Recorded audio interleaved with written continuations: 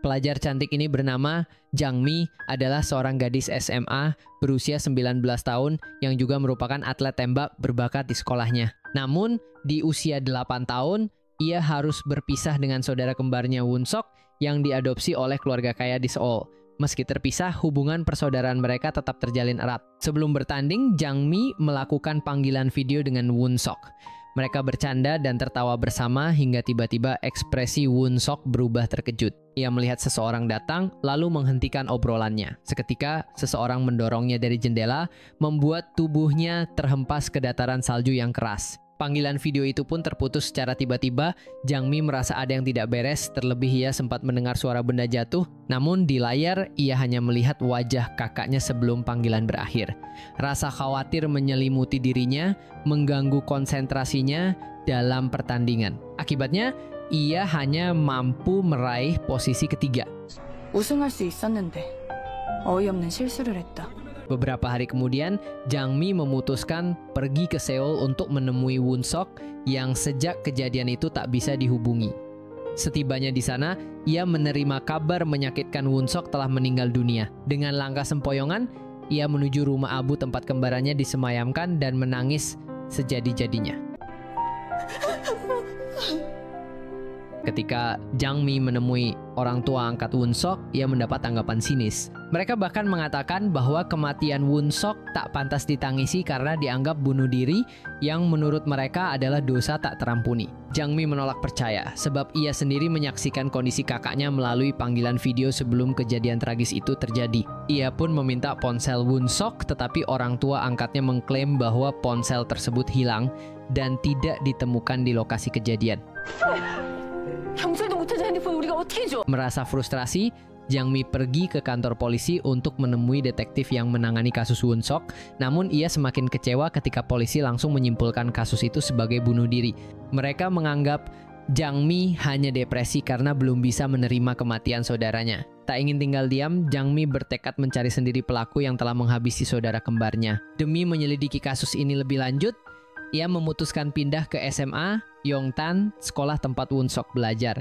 Untuk memudahkan mobilitasnya, ia membeli skuter bekas. Namun, saat selesai bertransaksi, seorang pria tiba-tiba datang dan mengatakan bahwa skuter yang dibelinya adalah barang curian. Pria yang memperingatkan Jang Mi tentang skuter curian itu adalah Ji So-hun, seorang siswa miskin di SMA Yongtan. Sehun harus bekerja keras di tempat bowling dan menjadi pengantar makanan demi membayar biaya pengobatan ibunya yang tinggal di panti jompo. Suatu malam, setelah menjenguk ibunya, Sehun merasa pusing saat mengendarai motor hingga akhirnya pingsan di lampu merah. Ia dilarikan ke rumah sakit, tetapi menolak datang kembali keesokan harinya meski dokter menyarankan demikian. Sementara itu, karena pingsannya di malam itu, Sehun kehilangan skuternya yang kini sudah menjadi milik Jang Mi. Saat ia meminta kembali skuternya, Jang Mi menolak dengan alasan telah mengeluarkan banyak uang untuk membelinya. Ia pun melarikan diri ketika Sehun lengah, namun Sehun berhasil mengejarnya hingga ke tempat kos Jang Mi. Ketika Jang Mi masuk ke dalam kos untuk melihat kamarnya, dua penjual skuter yang sebelumnya ia temui justru tertangkap basah oleh Sehun saat sedang mencuri kembali skuter tersebut. Sehun mengejar mereka dan terlibat perkelahian sengit. Ia meminta kembali uang hasil penjualan skuter, tetapi malah ditipu dan dipukul dengan pot bunga hingga kepalanya terluka. Akibat pukulan tersebut, Sehun merasa pusing dan berjalan dengan sempoyongan, tak menyadari bahaya di sekitarnya. Ia hampir tertabrak truk, tetapi Jang Mi berhasil menyelamatkannya tepat waktu. Sehun mengira pertemuan mereka berakhir di hari itu, tetapi takdir berkata lain. Keesokan harinya, mereka kembali bertemu dan nyaris bertabrakan. Tak disangka, Jang Mi ternyata adalah murid pindahan baru di SMA Yongtan, sekolah yang sama dengan Sehun. Baju Jang Mi menjadi kotor setelah menabrak tempat sampah. Sohun pun meminjamkan jas sekolahnya padanya.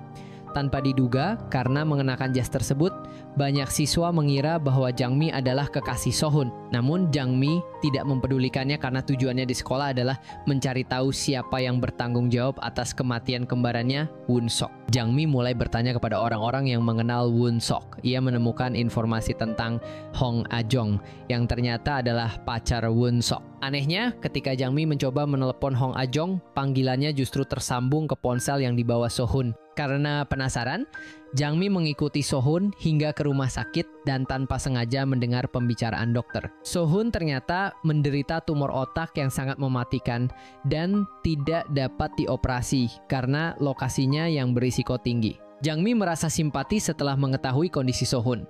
보호자가 없다고 하니까 직접 얘기할 수밖에 없네요.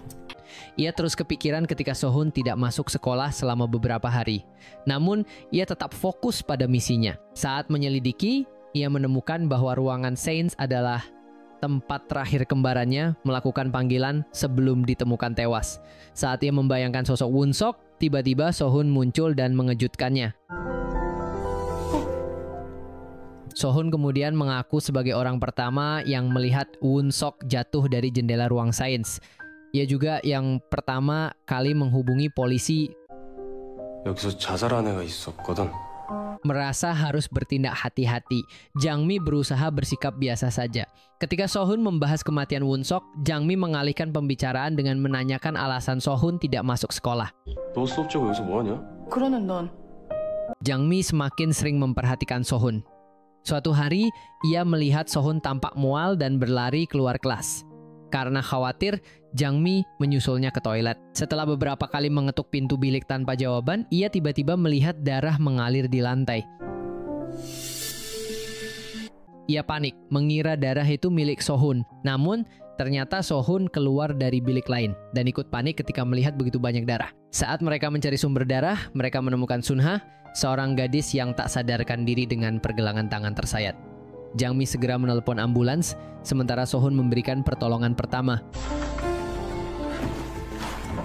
Berkat bantuan mereka, Sunha selamat, namun Sohun harus memberikan kesaksian kepada detektif. Saat itulah, Jangmi bertemu dengan detektif No, orang yang menangani kasus kembarannya. Detektif itu memperingatkan Jangmi untuk berhenti terobsesi dengan kematian Won Sok, tetapi Jangmi tidak mau mendengar dan meminta agar identitasnya dirahasiakan.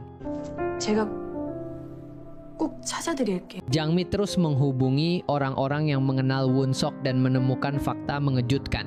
Banyak yang tidak menyukai Won Sok bahkan merasa bahagia ketika ia meninggal. Salah satunya adalah Isomi, yang pernah dirundung oleh Won Sok dan gengnya. Won Sok pernah memaksanya melakukan tes kehamilan di depan semua orang, membuatnya trauma hingga harus pindah sekolah. Saat mendengar kematian Won Sok, Isomi merasa mendapatkan keadilan. 나 진짜 너무 좋았거든.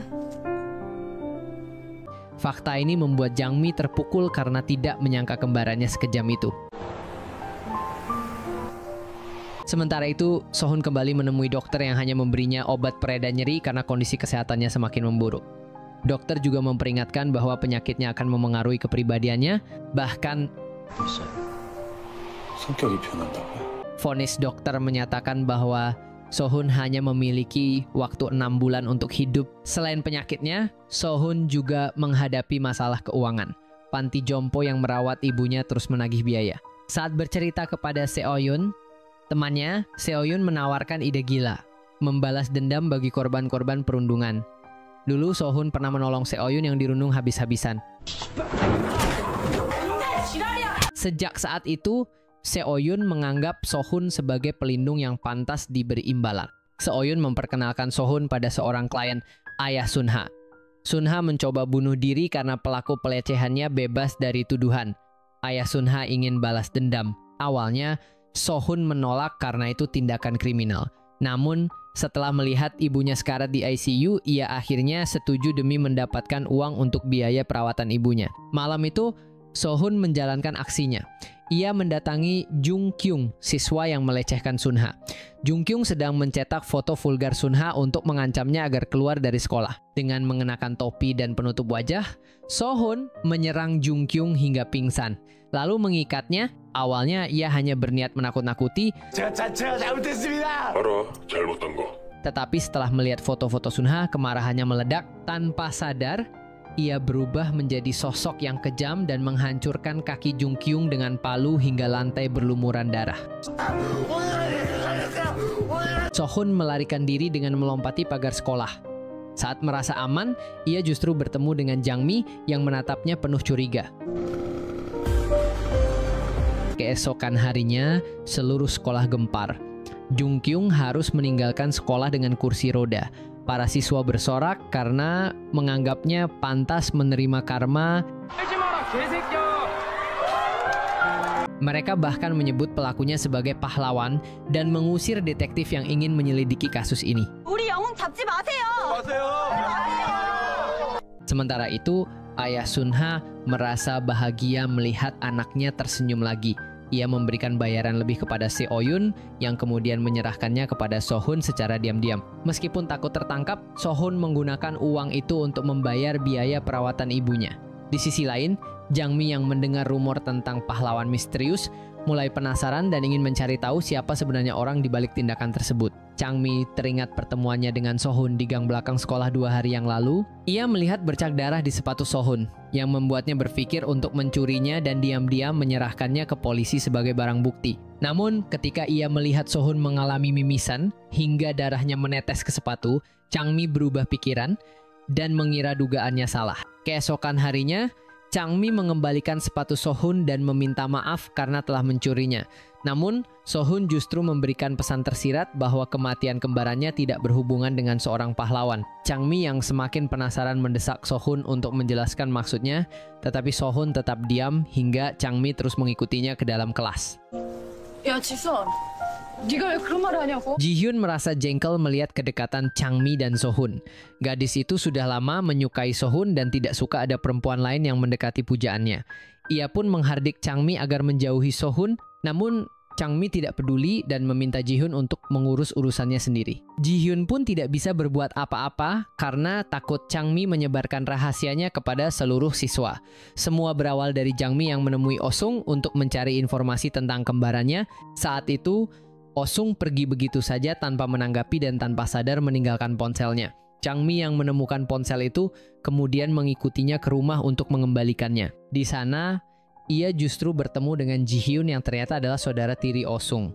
Sejak itu, Ji-hyun selalu cemas karena Jang Mi mengetahui rahasia yang ingin ia sembunyikan. Ia sangat membenci Oh-sung hingga tak sudi jika ada yang mengetahui bahwa mereka tinggal serumah.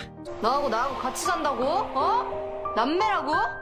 Suatu hari, Jang Mi menerima surat tanpa nama di lokernya. Dalam surat itu tertulis bahwa seseorang menunggunya di auditorium untuk mengungkapkan sebuah rahasia. Karena penasaran, Jang Mi menuruti isi surat itu dan segera pergi ke auditorium. Namun setibanya di sana, ia tidak menemukan siapa-siapa. Ruangan itu juga sangat gelap hingga ia menyalakan senter ponselnya untuk memeriksa sesuatu yang bergerak di balik tirai. Saat Jang Mi sedang fokus mencari, tiba-tiba seseorang menghantam kepalanya hingga ia pingsan. Pelaku kemudian mengambil ponselnya dan melakukan sesuatu dengannya. Ketika Jang Mi sadar, ia sudah berada di rumah sakit bersama Jae-bom, siswa yang mengulang tahun terakhirnya di SMA setelah mengalami kecelakaan hingga kehilangan ingatan. Keesokan harinya, sekolah gempar karena beredar foto vulgar Ji-hyun. Para siswa terus menatapnya hingga ia merasa jengah. Ia pun berusaha mencari tahu siapa yang pertama kali mengirimkan foto itu. Ternyata pengirimnya adalah teman satu klub menembak dengan Jang Mi. Ji-hyun pun marah dan menuduh Jang Mi sebagai dalangnya. 이 합성누드 어떻게 된 거냐고? Jang Mi yang baru saja keluar dari rumah sakit bingung dengan tuduhan tersebut. Ia baru sadar bahwa seseorang yang telah membuatnya pingsan di auditorium juga mencuri ponselnya dan menggunakan ponsel itu untuk mengirim foto Ji-hyun demi menjebaknya. Saat Ji-hyun hendak menamparnya lagi, So-hun tiba-tiba datang dan menghalanginya. Tanpa banyak bicara, So-hun langsung menggandeng tangan Jang Mi dan meninggalkan kerumunan siswa yang menatap mereka penuh tanda tanya. Sejak kepindahannya ke SMA, Yongtan, banyak masalah yang terjadi membuat So-hun khawatir. Ia memperingatkan Jang Mi untuk segera kembali ke tempat asalnya. So-hun sudah mengetahui identitas asli Jang Mi sejak pertemuan mereka di rumah Abu beberapa hari lalu.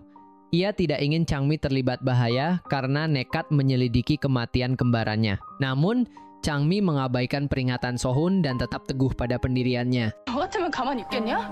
내가 한 짓도 아닌데 덮어쓰고 뺨까지 맞고. Di sisi lain, Ji-hyun dan Oh-sung berusaha menyingkirkan Changmi sejak rumor tentang persaudaraan mereka menyebar di sekolah. Oh-sung bahkan menggunakan pengaruh ayahnya sebagai kepala polisi untuk mengusir Changmi dari Indekos karena secara hukum ia tidak boleh tinggal di sana. Sementara itu, Ji-hyun mengerahkan teman-temannya untuk menghajar Changmi hingga babak belur. Selain itu, Ji-hyun juga mengedit foto Changmi dan menempelkannya di depan pintu Indekos. Pemilik Indekos yang geram pun menyuruh Changmi pergi malam itu juga. 옥참이 널 푹 집어서 미성년자 받았다고 난리를 치더라고. Melihat kondisi Changmi yang semakin terpuruk, Sohun merasa iba dan mengajaknya tinggal di tempatnya.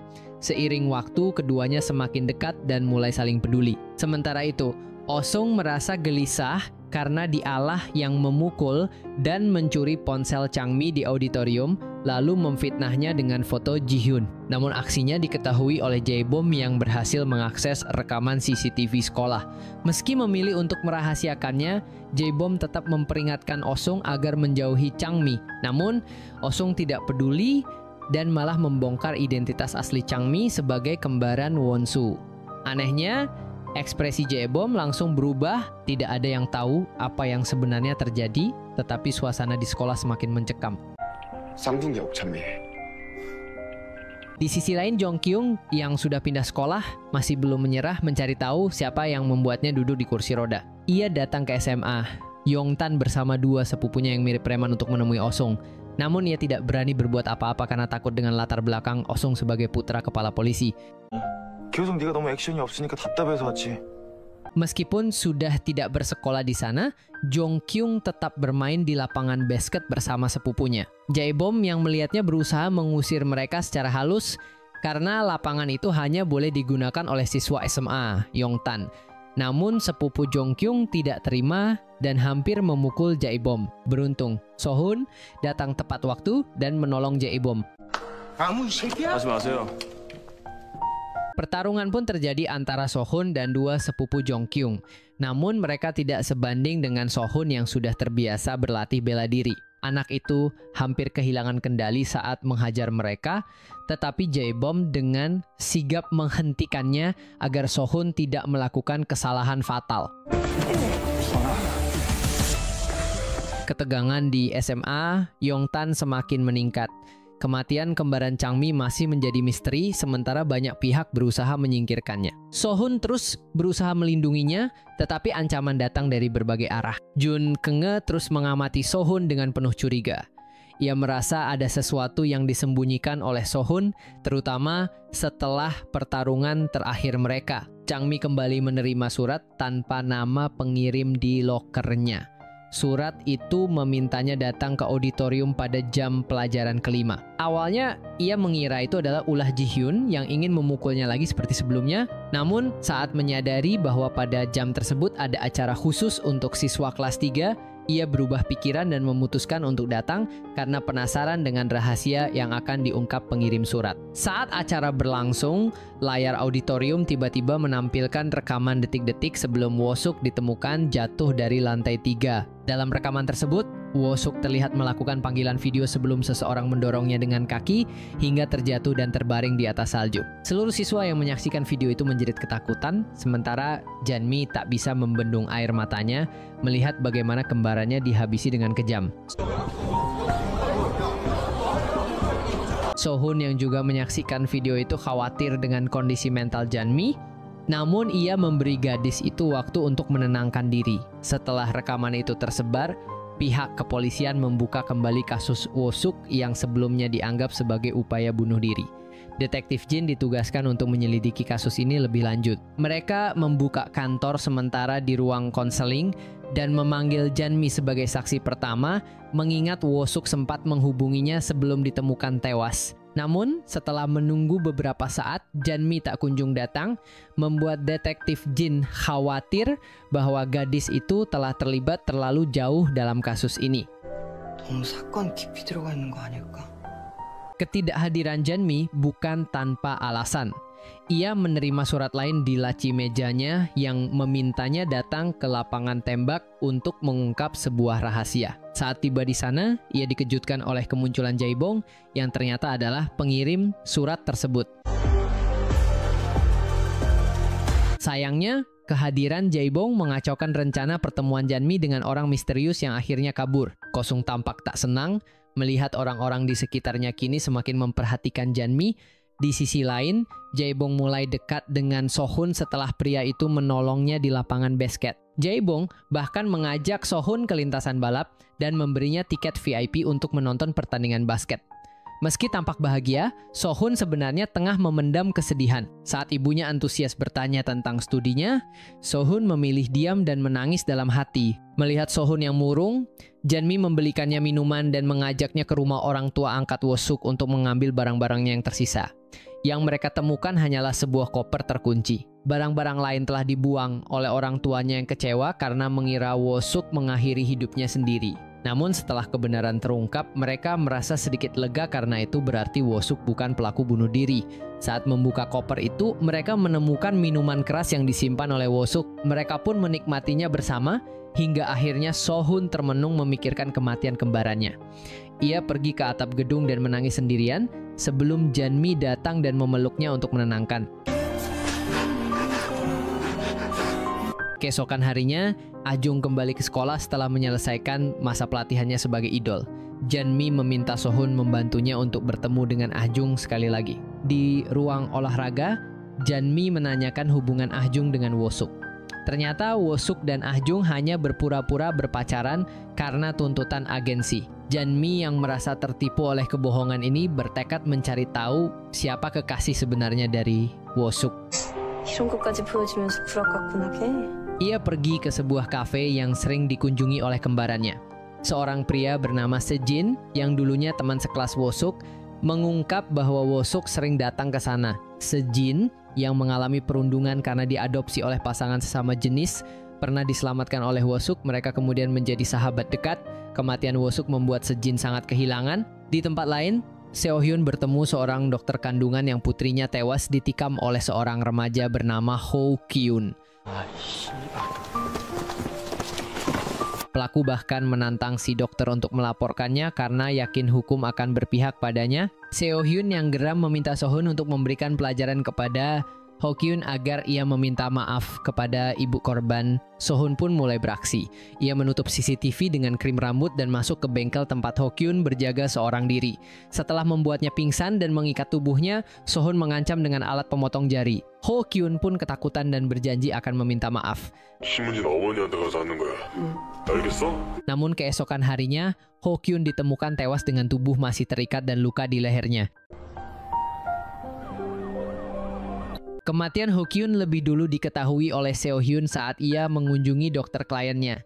Ia panik karena sempat bertemu dengan seorang detektif yang menyelidiki kasus ini. Detektif tersebut mencurigai Seo Hyun sebagai siswa albino dari SMA, Yongtan.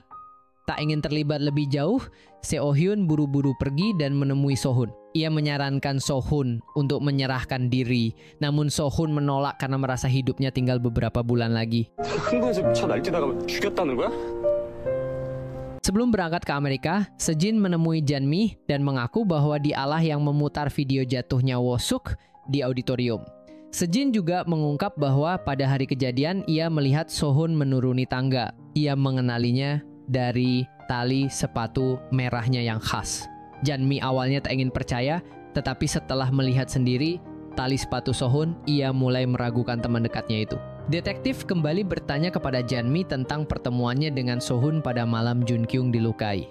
Mereka menduga bahwa kasus Jun Kyung berhubungan dengan kasus pembunuhan terbaru karena pola yang mirip. Janmi semakin sulit berpikir jernih dan mulai curiga bahwa Sohun adalah pembunuh kembarannya. Saat pikirannya kalut, Hyun justru sengaja memprovokasinya. Amarah Janmi memuncak hingga ia menghajar Hyun sampai babak belur.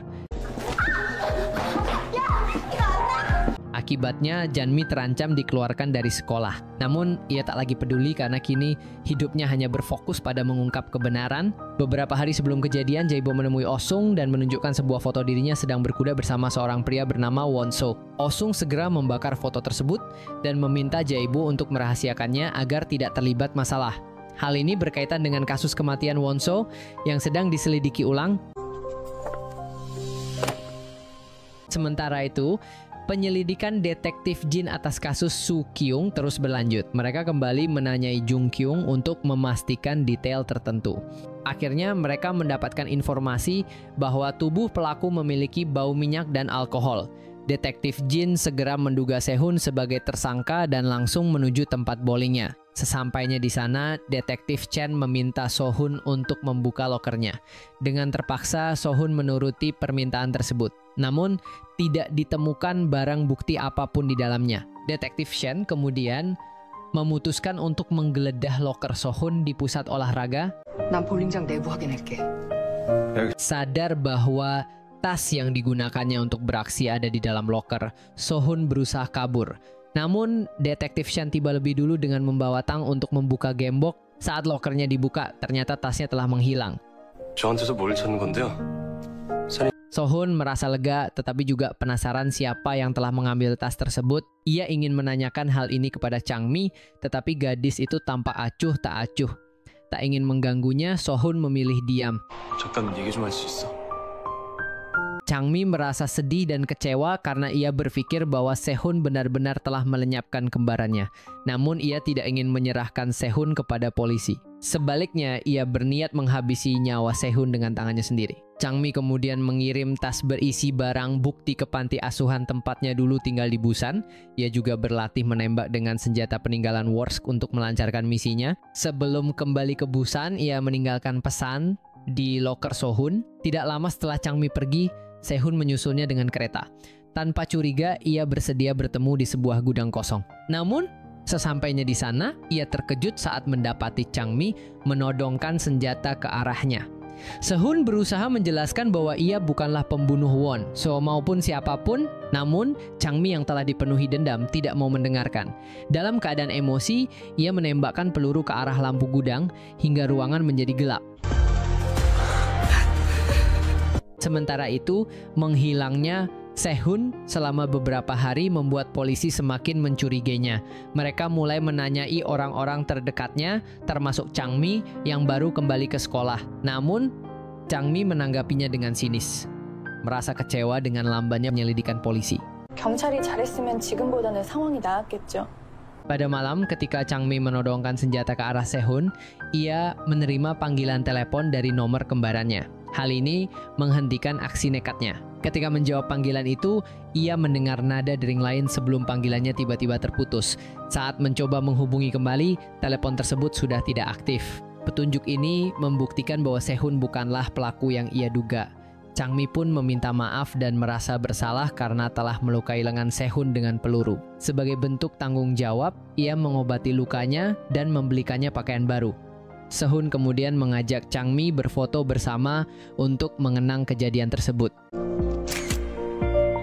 Dalam percakapan dari hati ke hati, Sehun mengungkapkan bahwa ia melakukan berbagai tindakan berbahaya demi membiayai perawatan ibunya di panti jompo. Ia menyadari bahwa apa yang ia lakukan adalah kriminal, tetapi ia tidak punya pilihan lain. Changmi menghiburnya dan mengatakan bahwa ia telah melakukan yang terbaik. Peristiwa malam itu membuat mereka semakin dekat dan saling memahami. 자학하지 마. 그럴 필요 없어. Sementara itu, Song Jami merasa khawatir karena sejak pertemuan mereka di Busan, Sehun tidak bisa dihubungi. Ia mengira Sehun bersembunyi dari polisi. Namun, ternyata Sehun sempat pingsan saat turun dari kereta dan harus dirawat di rumah sakit selama beberapa hari. Tak disangka, dokter yang menanganinya adalah istri dari detektif yang mengejarnya. Setelah pertemuan itu, detektif Jin mulai meragukan dugaan awalnya terhadap Sehun, terutama setelah mengetahui bahwa ia memiliki tumor di kepalanya. Di sisi lain, Jae-bo yang ingatannya mulai pulih mencoba mencari tahu tentang masa lalunya. Ho-sung yang tak tega melihat penderitaannya, akhirnya mengembalikan foto yang pernah Jae-bo titipkan sebelum ia mencoba bunuh diri dengan melompat dari gedung, Hosung menyarankan Jae-bo untuk membakar foto-foto mesranya dengan Won, agar tidak dicurigai polisi. Jae-bo yang merasa gelisah dan kesepian mencoba menghubungi Sehun, tetapi tidak pernah mendapatkan jawaban. Akhirnya, ia memutuskan untuk mengunjungi rumah Sehun. Namun, sesampainya di sana, ia terkejut melihat Changmi yang kini tinggal bersama Sehun. Jae-bo lalu memancing Changmi keluar dengan mengirim pesan, lalu masuk ke rumah secara diam-diam. Di dalam ia melihat foto Changmi dan Sehun bersama. Saat itu, Oh-sung dan Ji-hyun juga datang ke rumah Sehun dengan tujuan masing-masing. Mereka sama-sama tidak menyangka bahwa Changmi kini tinggal bersama Sehun. Ji-hyun yang terbakar cemburu mulai merencanakan sesuatu yang jahat. Keesokan harinya, Jami mengalami kecelakaan karena kabel rem skuternya blong. Setelah membawa skuternya ke bengkel, ia menyadari bahwa kejadian itu bukan kebetulan, melainkan usaha seseorang untuk mencelakainya dan memaksanya pindah sekolah. Marah, Jami membuat pengumuman di sekolah dan menantang pelaku untuk berhadapan langsung dengannya. Melihat tindakan nekat Jami, Ajung dan Sehun berusaha menghentikannya serta menghiburnya. 병원 같이 가줄까? 아니야, 괜찮아. Sejak saat itu, ketiganya semakin dekat karena menyadari bahwa mereka memiliki musuh yang sama, yaitu Ji-hyun. Namun kesialan belum berakhir bagi Changmi. Saat ia pulang, rumahnya telah diobrak-abrik dan seragamnya digunting hingga rusak. Saat merapikan rumahnya, Changmi baru menyadari bahwa foto dirinya bersama Sehun telah menghilang. Di waktu yang sama, Sehun pulang dan melihat keadaan rumahnya yang berantakan. Menyadari luka di dahi Changmi, ia bertanya apa yang terjadi. Namun, Changmi hanya menunjukkan ekspresi kesal. Untuk menghiburnya, Sehun mengajaknya ke tempat karaoke di mana teman-teman mereka ternyata sudah menunggu. Bahwa hari itu adalah ulang tahun Chami. Bersama teman-temannya, mereka menyiapkan kejutan kecil untuk merayakannya. Di antara mereka ada Jae-bom dan Seo-hyun yang datang setelah berhasil menghubungi Sohun yang sudah beberapa hari menghilang tanpa kabar. Saat pesta berlangsung, tiba-tiba Oh-sung datang. Ia dikirim oleh ibu Jae-bom yang khawatir karena putranya sering menghilang dan enggan pulang sejak ingatannya kembali. 우성아, 너 또 나 찾아온 거야? Ketika Oh-sung memasuki ruangan karaoke, Chami sedang ke toilet. Jae-bom dan yang lain mengajaknya bergabung, tetapi Oh-sung menolak karena merasa tidak diundang. Saat ia hendak pergi, ponselnya berdering tanpa henti. Suara dering itu mengingatkan Sohun pada panggilan dari nomor misterius yang pernah didengar dari ponsel Chami. Ia mulai curiga bahwa Oh-sung adalah orang yang mengambil ponsel mendiang kembarannya, Won-so. Chami hampir kehilangan kendali saat menyadari pemilik nada dering yang selama ini ia cari. Ia berniat menghabisi Oh-sung saat itu juga, tetapi Sehun menahannya dan meminta untuk berpikir jernih agar tidak membahayakan dirinya sendiri. 일단 냉정하자. Mereka pun merencanakan sesuatu untuk memastikan apakah benar Oh-sung yang menghubungi Chami dengan ponsel milik mendiang kembarannya. Keesokan harinya, Sohun mengutarakan kegelisahannya kepada Ajeng dan Seo-hyun. Mereka setuju membantunya mencuri ponsel Oh-sung secara diam-diam. Saat jam istirahat, Seo-hyun berpura-pura mengamuk kepada Oh-sung hingga menimbulkan keributan di kelas. Dalam kekacauan itu, Ajeng berhasil mengambil ponsel Oh-sung dan memberikannya kepada Sohun. Namun, saat diperiksa di toilet, ia tidak menemukan bukti karena ponsel itu tampak baru. Oh-sung baru saja membeli ponsel baru karena ponsel lamanya hilang dicuri. Gagal mendapatkan bukti, Sehun dan Chami menyusun rencana baru. Sehun berpura-pura mengajak Ji-hyun belajar di rumahnya agar bisa menyelinap ke kamar Oh-sung. Namun, ia kembali gagal menemukan ponsel Won-so. Di kamar itu, ia hanya menemukan foto-foto kebersamaan Oh-sung, Won-so, dan dua teman mereka yang lain. Saat hendak keluar, Sehun nyaris ketahuan karena Oh-sung tiba-tiba pulang setelah melihat unggahan Instagram saudaranya. Oh-sung yang marah langsung menghajarnya hingga ia tersungkur.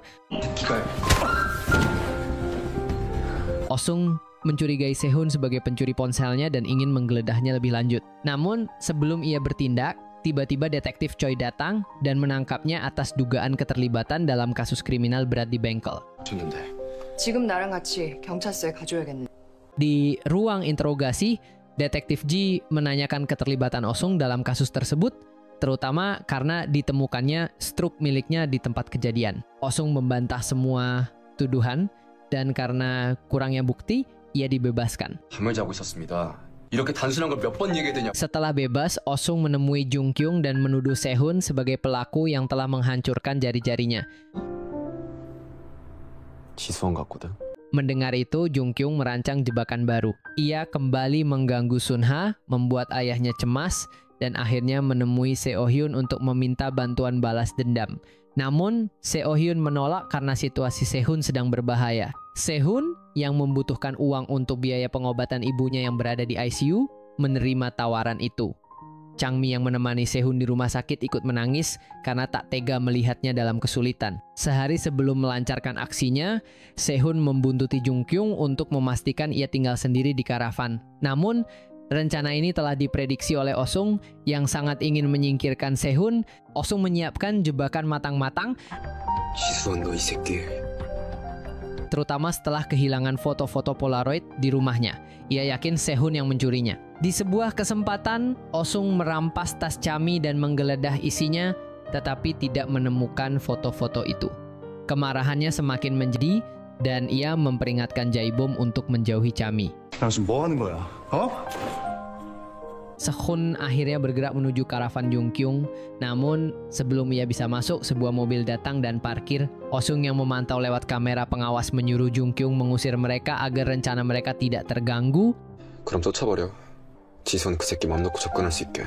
Saat mobil pergi, pria bertopeng berbaju hitam kembali mendekati karavan. Osung tersenyum puas karena yakin jebakannya akan berhasil. Ia bahkan menyiarkan kejadian itu secara langsung di Instagram. Ketika pria bertopeng itu akhirnya masuk dan menyerang Jung Kyung, para penonton live mengenalinya sebagai sosok pahlawan yang menghukum Jung Kyung. Namun, saat Osung membuka topengnya, ia terkejut melihat bahwa pria itu adalah Jaibom. Ia menyadari bahwa dirinya telah diperdaya. Beberapa jam sebelum kejadian, Chami mendapat telepon dari Direktur Sasana yang terdaftar sebagai kontak darurat Ibu Sehun. Ia diberi kabar bahwa Ibu Sehun telah meninggal dunia. Chami mencari Sehun kemana-mana tetapi tidak menemukannya. Saat melihat siaran langsung Osung, ia dan teman-temannya panik karena khawatir Sehun akan tertangkap. 지금 여기 가 있어서 핸드폰 꺼놓은 거. Tidak diketahui bagaimana Jaibom dan Sehun bertukar tempat, tetapi yang pasti mereka berhasil mengacaukan rencana Osung dan menyelamatkan Sehun. Sehun segera menuju rumah sakit untuk mengurus jenazah ibunya, meneteskan air mata sepanjang perjalanan. Osung yang menyaksikan pengkhianatan Jaibom merasa sangat marah. Namun, sebelum bisa meluapkan emosinya, polisi mengepung karavan mereka akibat siaran langsung yang mereka buat. Osung terpaksa harus menjelaskan semua perbuatannya di kantor polisi. Sementara itu, Jabong dan Jongyung diinterogasi secara terpisah oleh dua detektif berbeda. Mereka sama-sama menyangkal bahwa siaran langsung tersebut sengaja dibuat untuk memancing kehadiran pahlawan. Jaibom menganggapnya hanya sebagai lelucon, sementara Jung Kyung mengaku hanya mengikuti permainan temannya demi konten media sosial. Meski polisi tidak sepenuhnya percaya, mereka tidak bisa menahan Jaibong dan Jung Kyung karena tidak ada bukti kuat yang menunjukkan tindakan mereka sebagai kejahatan. Sementara itu, dalam interogasi lainnya, Osung enggan mengakui bahwa ia bermaksud menjebak tersangka kriminal yang selama ini dicari polisi. Pengakuannya bahwa ia ingin terkenal melalui konten kekerasan justru membuat polisi menuduhnya terlibat dalam kasus pembunuhan di bengkel.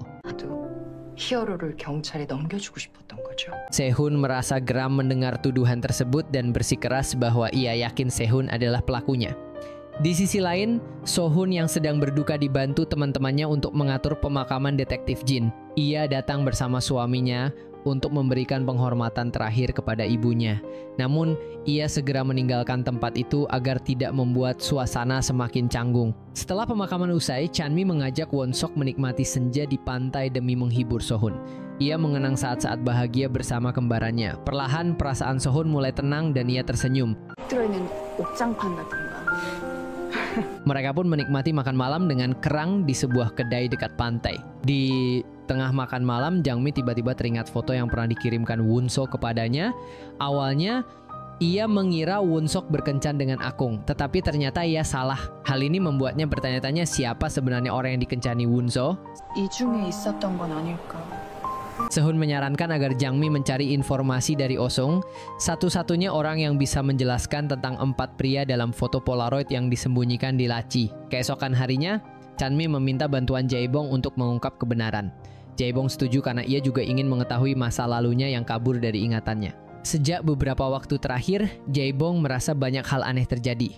Kamarnya tiba-tiba berantakan tanpa tanda-tanda orang lain masuk.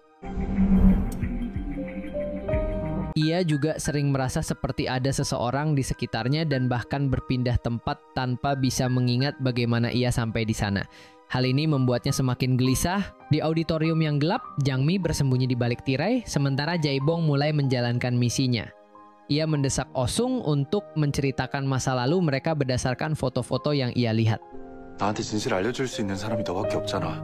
Dengan ekspresi serius, Osung mengungkapkan bahwa salah satu dari mereka pernah mendorong Jabong dari atap gedung hingga koma. Ia mengaku melihat Won-sok yang melakukannya pada 22 April, tetapi tidak melaporkannya karena Won-sok memiliki rahasia tentangnya. Mendengar pengakuan itu, Chan Mi gemetar di balik tirai.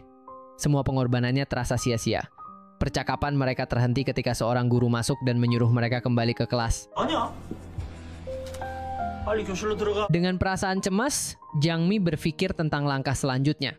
Saat itu ia melihat Sehun pingsan dan hendak dibawa ke ambulans. Ia meminta petugas untuk membawanya ke rumah sakit otak karena mengetahui bahwa Sehun mengidap tumor.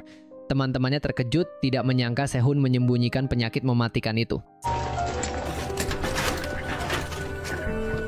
Saat Sehun dirawat, Chan Mi menunggunya dengan gelisah.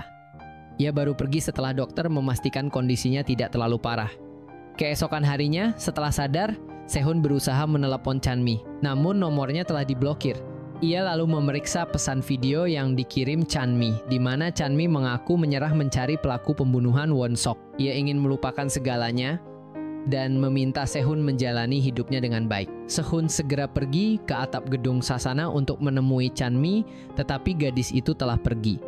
Ia hanya meninggalkan surat dan gelang tali sepatu merah. Dalam suratnya, Chan Mi meminta agar Sehun tidak mencarinya lagi. Sehun yang marah mendatangi Osung dan Jung Kyung di karavan, lalu memberikan mereka pelajaran. Di dalam karavan, Sehun dan Osung saling menuduh. Sehun yang lebih kuat menghajar Osung hingga wajahnya penuh memar. 박원석 네가 주겠지. 이런 미친 새끼가. Saat itu, Jung Kyung tiba-tiba menyerangnya dari belakang, tetapi Jabong datang menghentikan perkelahian sebelum Sehun melakukan sesuatu yang lebih jauh. Jabong datang karena ingin tahu lebih banyak tentang ucapan Osung. Ia penasaran tentang rahasia yang membuat Osung tidak berani melaporkan Won-sok. Namun Osung tetap bungkam dan menyuruh Jabong mencari tahu sendiri. 내가 왜 내 약점을 말해야 되는데. Setelah berurusan dengan Osung dan Jung Kyung, Sehun dan Jabong duduk bersama di taman. Jabong merasa gelisah karena tidak bisa mengingat apapun meski telah berusaha menggali memorinya. Tiba-tiba, Chan Mi menghubungi Sehun. Ia kembali setelah menemukan bukti foto bersama Won-sok setahun lalu. Mereka bertiga pun bertemu untuk merencanakan langkah selanjutnya guna mengungkap misteri yang mengganggu hidup mereka. 지금부터 얘기해봐. 입 다물고 잘 들을 테니까. Sehun merasa senang atas kembalinya Chan Mi. Ia menyarankan agar Chan Mi melaporkan panggilan telepon dari ponsel Won-sok ke polisi. Namun, Chan Mi menolak karena takut hal itu akan menghubungkan Sehun dengan kasus penyerangan. Ia ingin Sehun menikmati hidupnya, bukan mendekam di penjara. 나한테 피해가면 안 돼. Sehun tersentuh oleh kata-kata Chan Mi. Ia menunjukkan gelang merah yang ditinggalkan Chan Mi dan memakainya. Mereka saling bergandengan tangan dan tersenyum bahagia. Hubungan mereka berkembang lebih dari sekadar teman. Namun, saat tiba di gedung Sasana, Chan Mi meminta Sehun naik lebih dulu sementara ia mengambil tasnya. Sehun memilih menunggu di pinggir jalan. Tiba-tiba, Jung Kyung muncul bersama gangster, membuat Sehun pingsan dan membawanya masuk ke mobil. Chan Mi yang melihat kejadian itu langsung mengejar, tetapi Jung Kyung mengancam akan membunuh Sehun jika ia melapor ke polisi. Dalam kepanikan, Chan Mi menelepon Jae-bong untuk meminta bantuan. Jae-bong meyakinkannya untuk tetap tenang dan mencari tahu lebih dulu. 일단 경찰에는 신고하지 마. 내가 찾아볼게. Keesokan harinya, Jae-bong menyewa orang-orang profesional untuk mengikuti Osung. Tak butuh waktu lama, mereka menemukan lokasi tempat Sehun disekap. Saat tiba, mereka melihat Osung nyaris melukai Sehun dengan mesin pemotong. Mereka pun datang di saat yang tepat untuk menyelamatkannya. Beberapa saat sebelumnya, Osung menjadikan Sohun sebagai bulan-bulanan. Ia memaksanya untuk mengaku telah menghabisi Won-sok. Namun Sohun justru berbalik menuduh Osung, membuat Osung semakin marah dan bertindak brutal. Beruntung, orang-orang bayaran Jabom datang tepat waktu untuk menyelamatkan Sohun. Namun, mereka tidak melaporkan kejadian ini kepada polisi untuk menghindari masalah yang lebih rumit. Setelah situasi terkendali, orang-orang bayaran Jabom membersihkan tempat kejadian di TKPS Marsu. Setelah semuanya beres, bos perusahaan yang mempekerjakan orang-orang tersebut meminta tanda tangan Jabom sebagai formalitas. Saat itulah Sehun menyadari keanehan pada diri Jabom. Ia menulis dengan tangan kiri dan salah mengeja namanya menjadi Jajun. Meskipun Jabom telah menyelamatkannya, Sehun tetap merasa curiga. Ia pun menceritakan temuannya kepada Chenmi dan mengajaknya menyusun rencana untuk mencari kebenaran. 좀 이상한 게 있어. 이상한 거? Sementara itu, polisi mulai menemukan indikasi bahwa pelaku kriminal di bengkel bukanlah orang sembarangan. Berdasarkan bekas luka di tubuh korban, Detektif Chin mulai melakukan investigasi terhadap beberapa tersangka termasuk Osung. Namun Osung terbukti tidak bersalah dan dicoret dari daftar tersangka. 제거 아닌데요. 그래요? Di sisi lain, sebagian besar ingatan Jabom telah kembali. Ia pun kembali menjalankan rencananya untuk memaksa Osung mengakui kejahatannya. Dalam pertemuan mereka, Jabom sengaja mengajak Ji Hyun sebagai saksi dan dengan percaya diri menuduh bahwa Osung adalah pelaku di balik hilangnya nyawa Won-sok. 과학실에서 밀어버릴 만큼. Sementara itu, Sehun berusaha memastikan kecurigaannya terhadap Jabom. Bersama Chenmi, ia membeli ponsel baru yang mirip dengan milik Won-sok yang hilang saat Jabom bersamanya. Chenmi mengirim foto ponsel tersebut ke nomor Jabom dan pura-pura menuduhnya sebagai pelaku kriminal. Perangkap Sehun berhasil. Jabom tampak terusik dengan pesan itu dan segera pergi. Tanpa sepengetahuannya, Sehun mengikutinya sampai ke kandang kuda. Di sana, Jabom membuka sebuah kotak dan menemukan ponsel milik Won-sok yang telah lama ia sembunyikan. Saat ia berbalik, Sehun sudah berdiri di belakangnya dengan tatapan penuh rasa penasaran dan penghakiman. Keesokan harinya, Jabom menghilang. Mobilnya ditemukan di tepi sungai dekat lokasi terakhir ia bertemu dengan Sehun. Sehun pun menceritakan semuanya kepada Chenmi bahwa Jabom adalah orang yang telah menghabisi kembarannya dan menyembunyikan ponselnya selama ini. 석재범이 박원석 핸드폰 갖고 있어. Sebenarnya, Jabom tidak bertindak atas keinginannya sendiri. Semua terjadi karena Osung telah memanipulasinya. Setelah Jabom sadar dari koma dan kehilangan ingatannya, Osung memanfaatkannya untuk menutupi perbuatannya yang hampir membuat Jabom meregang nyawa. Menghilangnya Jabom membuat para sahabatnya resah. Saat Ajung dan Chenmi berhasil menghubunginya, mereka pun mengabarkan perkembangan kasus yang selama ini mereka selidiki. Tak lama kemudian, Seo Hyun secara tak sengaja melihat Jabom saat sedang bersantai di dermaga.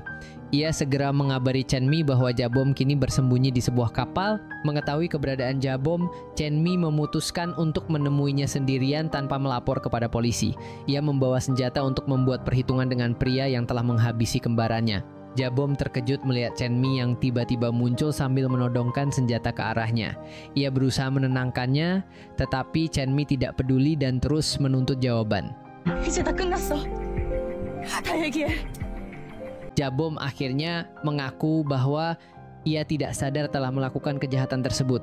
Ada kepribadian lain dalam dirinya yang mengendalikannya. Chenmi tak bisa menerima alasan itu dan tetap menodongkan senjatanya. Namun, Jabom berpura-pura ingin muntah, membuat Chenmi lengah dan mendekat. Saat itu juga, kepribadian lain dalam diri Jabom mengambil alih dan menyerang Chenmi hingga senjatanya terjatuh. Saat Chenmi mulai sadar kembali, Jabom justru menodongkan senjata padanya dan mulai mengungkap kebenaran.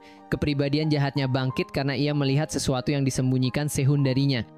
석재범은 지수는 따라갔으면 안 됐어. Saat mereka berjanji menonton basket bersama, Sehun tiba-tiba pergi. Jabom yang penasaran mengikutinya hingga menemukan Sehun di bengkel. Awalnya, Jabom berniat membebaskan korban yang terikat di kursi, tetapi korban mengenalinya dan terus berbicara, membuat kepribadian jahatnya mengambil alih dan menghabisi korban dengan tangan kirinya. Chenmi memohon kepada Jabom agar mengusir kepribadian jahatnya. Ia percaya bahwa Jabom adalah pria baik dan hanya dimanipulasi oleh Osung. Ucapan Chenmi membuat Jabom tersentuh. Perlahan, kepribadian jahat dalam dirinya lenyap. Tak lama kemudian, detektif Chin datang dan memborgol Jabom. Chenmi menangis lega di pelukan Seo-hyun karena akhirnya pelaku yang menghabisi kembarannya telah tertangkap. Di lain sisi, Osung yang masih dendam terhadap Sehun mulai menggila.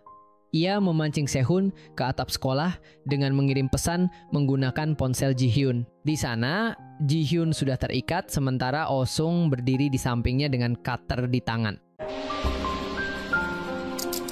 Osung menyuruh Sehun berlutut dan mulai menyiksanya. Mereka terlibat baku hantam